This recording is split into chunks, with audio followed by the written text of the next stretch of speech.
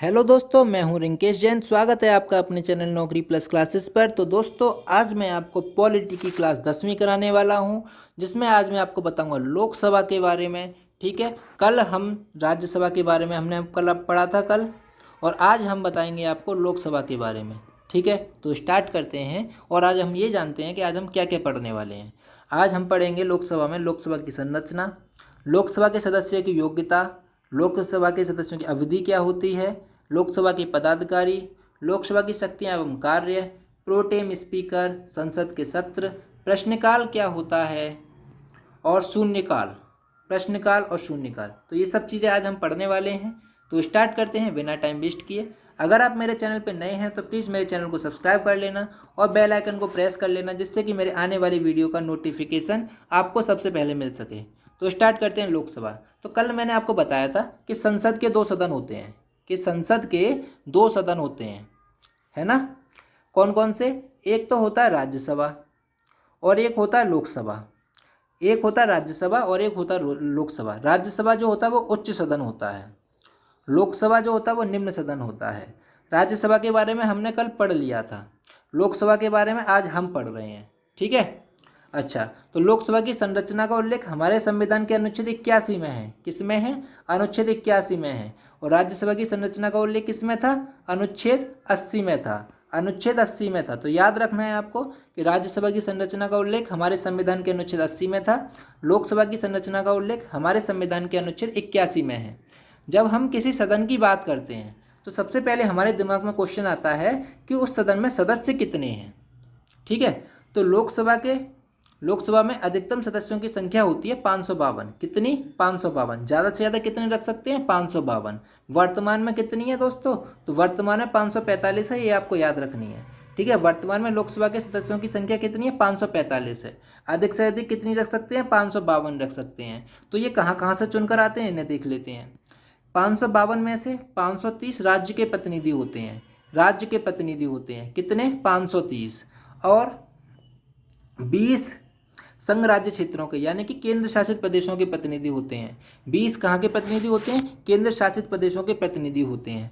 2 Anglo Indian होते हैं। 2 कैसे होते हैं? Anglo Indian. इनको राष्ट्रपति मनोनीत करता है। इनको राष्ट्रपति क्या करता है? मनोनीत करता है। अच्छा, ये राज्य के प्रतिनिधि और केंद्र शासित प्रदेशों के प्रतिनिधि, इनको क्या कौन करता है? ये निर्वाचित होते हैं। ये कैसे होते हैं? ये निर्वाचित होते हैं, यानी कि ये वोट के माध्यम से चुन के आते हैं। ये वोट के माध्यम से चुन के आते हैं। इनको वोट कौन देता है? इनको जनता वोट देती है। इनको वोट कौन देता है? इनको जनता वोट देती है। लेकिन राज्यसभा के सदस्यों को चुनने के लिए वोट कौन देता था? उनको वोट देते थे कौन? राज्य की विधानसभाओं के निर्वाचित सदस्य।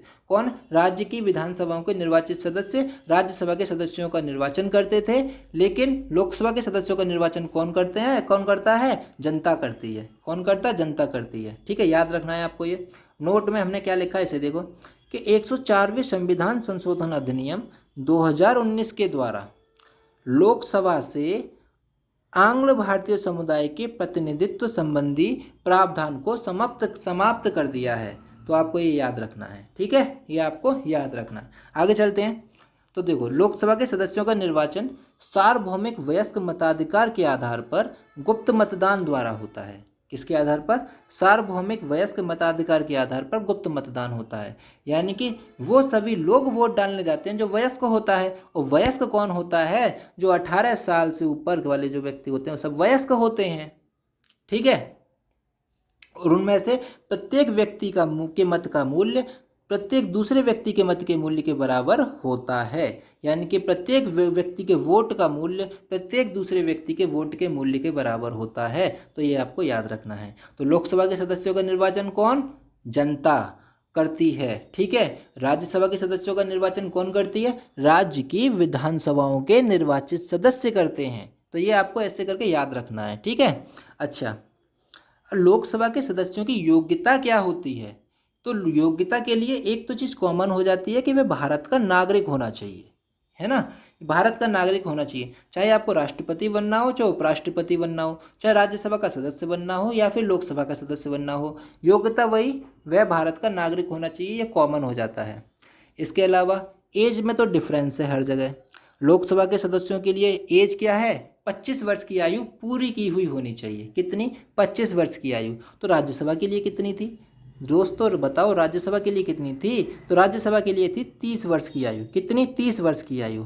तो राष्ट्रपति और उपराष्ट्रपति के लिए कितनी थी?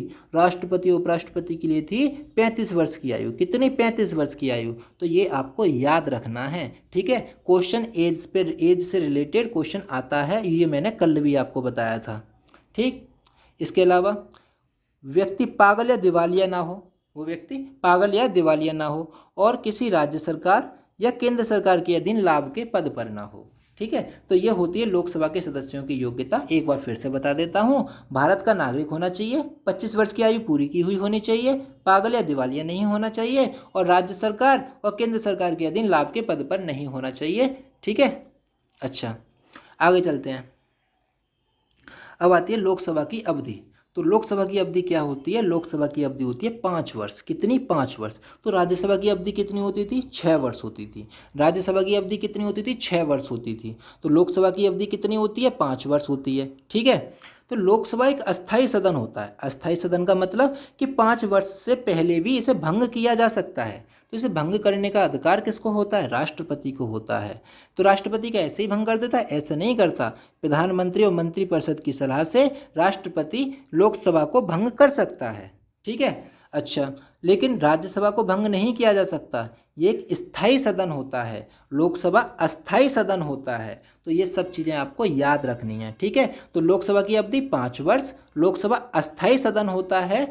अस्थायी सदन से मतलब ये हो गया कि 5 वर्ष से पहले भी इसे भंग किया जा सकता है, इसे विघटित किया जा सकता है, ठीक है। तो ये आपको याद रखना है। आगे चलते हैं। लोकसभा के पदाधिकारी। तो लोकसभा के पदाधिकारी अध्यक्ष और उपाध्यक्ष। कौन? अध्यक्ष और उपाध्यक्ष। ये अध्यक्ष और उपाध्यक्ष होते हैं ना, ये लोकसभा के सदस्य ही होते हैं। तो लोकसभा के अध्यक्ष और उपाध्यक्ष लोकसभा के सदस्य ही होते हैं, जबकि राज्यसभा का सभापति राज्यसभा का सदस्य नहीं होता था। राज्यसभा का सभापति जो था वो राज्यसभा का सदस्य नहीं होता था, ये उपराष्ट्रपति होता था, ठीक है। जबकि लोकसभा के पदाधिकारी में लोकसभा का अध्यक्ष और उपाध्यक्ष लोकसभा का सदस्य होता है, ठीक है। तो ये आपको याद रखना है। अच्छा, जब लोकसभा का अध्यक्ष और उपाध्यक्ष बन जाते हैं, है ना, तो इनको अलग से शपथ ग्रहण कराने की कोई व्यवस्था नहीं है। ये लोकसभा के सदस्य के रूप में ही शपथ लेते हैं, ठीक है। यानी कि अध्यक्ष और उपाध्यक्ष को कोई अलग से शपथ ग्रहण कराने की कोई व्यवस्था नहीं है। ये लोकसभा के सदस्य के रूप में ही शपथ लेते हैं, ठीक है। तो देखो यही हमने लिखा है, लोकसभा के अध्यक्ष पद और उपाध्यक्ष पद के लिए अलग से कोई शपथ ग्रहण की व्यवस्था, देखो व्यवस्था नहीं है, व्यवस्था का प्रावधान नहीं है। यहाँ पे आप प्रावधान लिख लेना, नहीं मैं लिख नहीं पाया, ठीक है। अच्छा, अतः वो लोकसभा के सदस्य के रूप में ही शपथ लेते हैं, ठीक। तो इसे याद रखेंगे आप। अच्छा जी, लोकसभा के पहले अध्यक्ष कौन थे? लोकसभा के पहले अध्यक्ष जीवी महावलंकर थे। तो लोकसभा के पहले अध्यक्ष जीवी महावलंकर थे और पहले उपाध्यक्ष एम अनंत शयनम आयंगर थे। कौन थे? एम अनंत शयनम आयंगर उपाध्यक्ष थे पहले, और पहले अध्यक्ष जीवी महावलंकर थे। अगर लोकसभा के अध्यक्ष का पद रिक्त है ना, अगर लोकसभा के अध्यक्ष का पद रिक्त है तो उपाध्यक्ष लोकसभा की जगह काम करेगा, है ना। तो लोकसभा का उपाध्यक्ष लोकसभा के अध्यक्ष की जगह काम करेगा, ठीक है। ये सब आपको याद रखना। आगे चलते हैं। तो अध्यक्ष की शक्तियां और कार्य क्या हैं? तो अध्यक्ष की पहली शक्ति, प्राथमिक शक्ति क्या? वही बैठक का संचालन करेगा और कार्रवाई को व्यवस्थित एवं नियंत्रित करेगा, ठीक है। कार्रवाई को व्यवस्थित एवं नियंत्रित करेगा, बैठक का संचालन करेगा, और लोकसभा का अध्यक्ष ही निर्धारित करता है कि कौन व्यक्ति कितने समय तक बोलेगा। ये सब लोकसभा अध्यक्ष ही निर्धारित करता है। इसके अलावा कोई भी विधेयक धन विधेयक है या नहीं, इसका निर्णय कौन करेगा? अध्यक्ष करेगा। कोई विधेयक धन विधेयक है या नहीं, इसका निर्णय कौन करता है? लोकसभा का अध्यक्ष करता है, ठीक है। और एक बात और, अगर देखो लोकसभा के अध्यक्ष को मत डालने का अधिकार नहीं होता।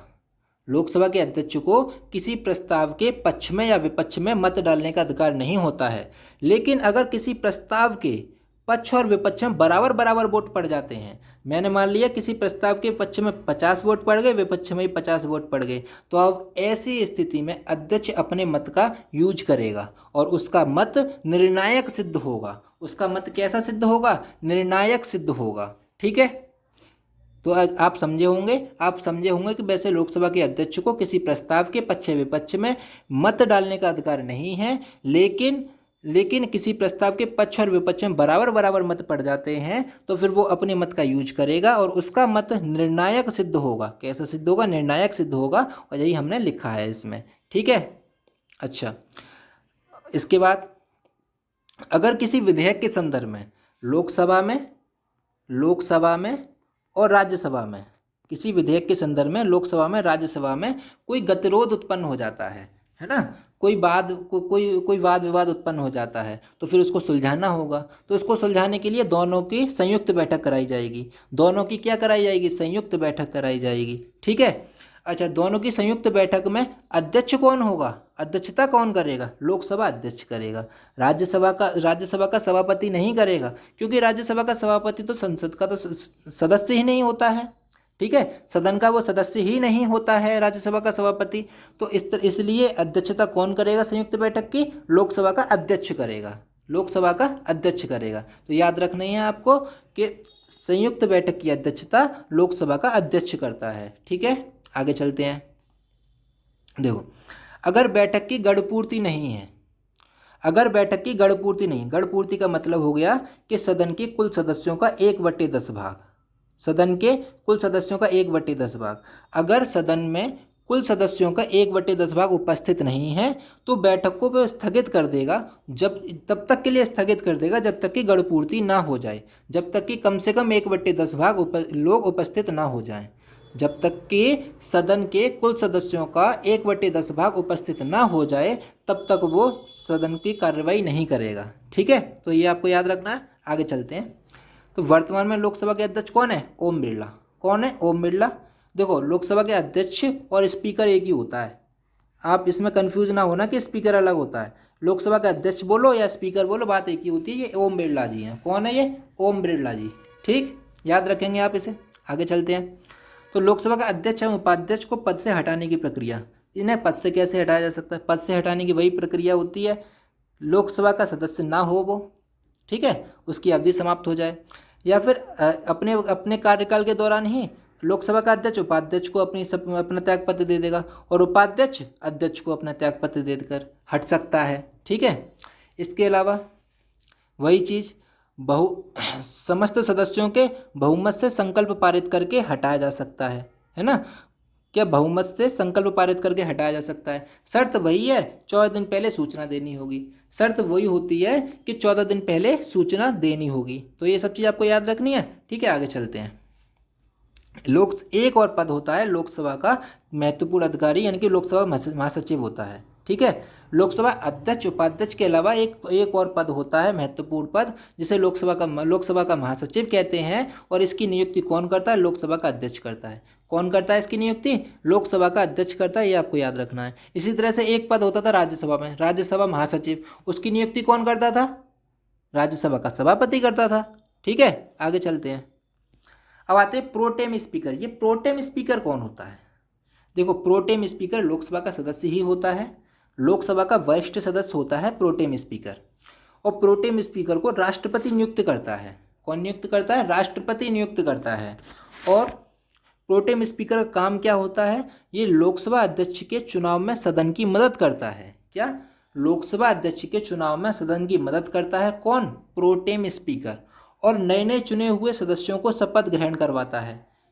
जो नए नए लोकसभा के सदस्य चुने हुए हैं उनको शपथ ग्रहण कराता है। इसके बाद इसका कार्यकाल अपने आप समाप्त हो जाता है प्रोटेम स्पीकर का। ठीक है, तो प्रोटेम स्पीकर लोकसभा का वरिष्ठ सदस्य होता है, राष्ट्रपति के द्वारा नियुक्त होता है, लोकसभा के अध्यक्ष के चुनाव में सदन की मदद करता है और नए चुने हुए सदस्यों को शपथ ग्रहण कराता है। तो इसके बाद इसका कार्यकाल अपने आप ही समाप्त हो जाता है। तो ये आपको याद रखना है। आगे चलते हैं। अब आती है लोकसभा की शक्ति एवं कार्य। तो शक्ति कार्य, तो देखो, धन विधेयक और वित्त विधेयक फर्स्ट, धन विधेयक और वित्त विधेयक फर्स्ट को केवल लोकसभा में ही प्रस्तुत किया जाता है। कौन कौन से विधेयक? आपको ये याद रखना है कि धन विधेयक और वित्त विधेयक फर्स्ट को केवल लोकसभा में ही प्रस्तुत किया जाता है। ठीक है। अच्छा, संयुक्त बैठक की अध्यक्षता लोकसभा अध्यक्ष करता है, ये मैंने आपको बताया था अभी थोड़ी देर पहले।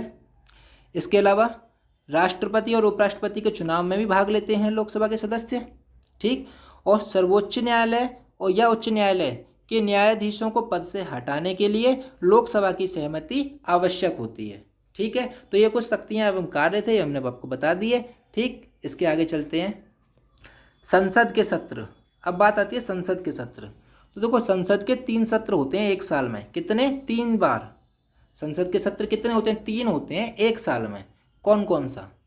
एक होता है बजट सत्र, पहला बजट सत्र, दूसरा मानसून सत्र, तीसरा शीतकालीन सत्र।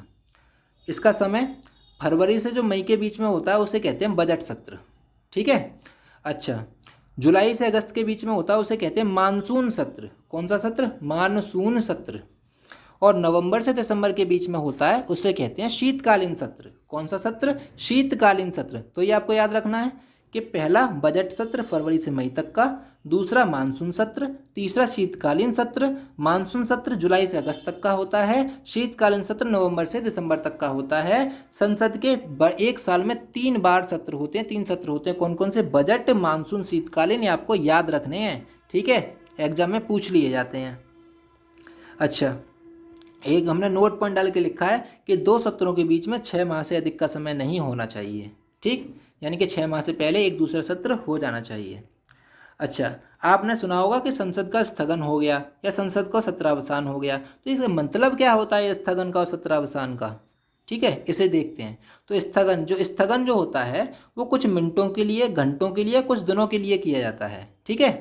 अच्छा, सत्रावसान जो होता है वो सत्र को समाप्त ही कर देते हैं, बिल्कुल सत्र को समाप्त कर दिया, फिर अगला सत्र होता है। और सत्र को समाप्त करने का अधिकार किसको होता है? राष्ट्रपति को। किसको? राष्ट्रपति को। और स्थगन करने का अधिकार किसको होता है? पीठासीन अधिकारी को। पीठासीन अधिकारी कौन है? लोकसभा अध्यक्ष, ठीक है। तो लोकसभा अध्यक्ष स्थगन कर सकता है और सत्रावसान कौन कर सकता है? राष्ट्रपति। तो पीठासीन अधिकारी को सत्रावसान करने का अधिकार नहीं होता है। इसको पीठासीन अधिकारी को सत्रावसान करने का अधिकार नहीं होता है, ये आपको याद रखना है, ठीक है। आगे चलते हैं संसद की कार्यवाही। तो देखो संसद सत्र के प्रत्येक कार्य दिवस को, यानी कि एक दिन के कार्य दिवस को एक अधिवेशन कहते हैं। क्या कहते हैं? एक अधिवेशन। तो संसद सत्र के दौरान प्रत्येक कार्य दिवस को एक अधिवेशन कहा जाता है। और एक अधिवेशन में 2 बैठकें होती हैं। कितनी? 2 बैठकें। एक प्रथम बैठक, द्वितीय बैठक। कब से कब तक? एक 11 बजे से भोजन अवकाश तक, यानी कि लंच तक, ठीक है। दूसरी बैठक होती है भोजन अवकाश से जब तक कि पीठासीन अधिकारी स्थगित ना कर दे तब तक, ठीक है। कब से कब तक? तो पहली बैठक जो होती है 11 बजे से भोजन अवकाश तक। दूसरी बैठक होती है भोजन अवकाश से पीठासीन अधिकारी द्वारा स्थगित करने तक, ठीक। तो ये आपको याद रखना है। अच्छा, अब प्रश्नकाल और शून्यकाल कौन कौन सा होता है? जब कोई बैठक होती है तो बैठक का पहले घंटा जो होता है, पहला घंटा 11 से 12 बजे तक का घंटा, तो 11 बजे से 12 बजे तक का समय, इसे प्रश्नकाल कहते हैं। क्या कहते हैं? प्रश्नकाल। यानी कि किसी कार्य दिवस का पहला घंटा प्रश्नकाल कहलाता है, यानी कि 11 से 12 बजे तक का जो समय होता है वो प्रश्नकाल कहलाता है, ये याद रखना है ना। अच्छा, शून्यकाल, 0 हावर किसे कहते हैं? तो प्रश्नकाल के तुरंत बाद, प्रश्नकाल के तुरंत बाद 12 से 1 बजे तक का समय, 12 से 1 बजे तक का समय शून्यकाल कहलाता है, ठीक है। यानी कि किसी कार्य दिवस का पहला घंटा प्रश्नकाल, दूसरा घंटा शून्यकाल कहलाता है। तो ये आपको याद रखना है, ठीक है दोस्तों। तो बस आज के लिए इतना ही, मिलते हैं नेक्स्ट वीडियो पर, तब तक के लिए टेक केयर, बाय बाय। उम्मीद करता हूँ आपको समझ आया होगा। अगर आपको समझ आया है तो प्लीज़ मेरे वीडियो को लाइक कर देना और मेरे चैनल को सब्सक्राइब कर देना। All the best.